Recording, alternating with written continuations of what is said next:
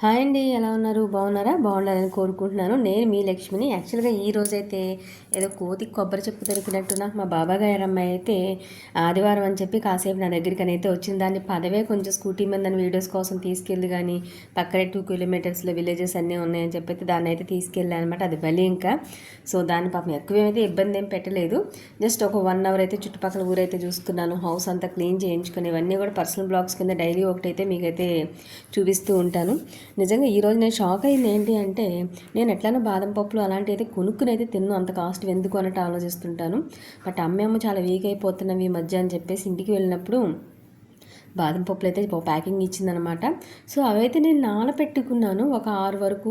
పొద్దున్నే తిందాం కదా లేచి అని. మార్నింగ్ లేచేసరికి ఒక్క పప్పు లేదు, చక్కగా ఓన్లీ వాటర్ ఉన్నాయి. ఇదేంటా అని చూస్తే ఒక్క ఎలుక తిరుగుతుందనమాట ఈ మధ్యకాలంలో.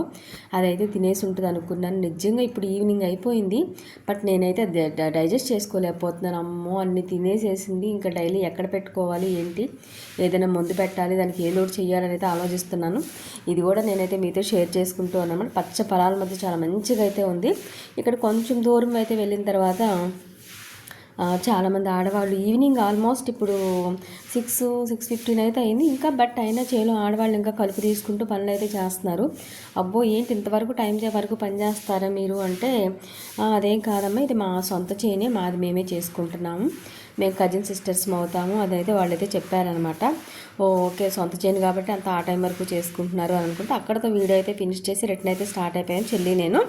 సో ఇదైతే మీతో షేర్ చేసుకుందామని అయితే అనుకున్నాను అనమాట, పర్సనల్ బ్లాగ్ లాగా. Please watch it. Thank you. Subscribe.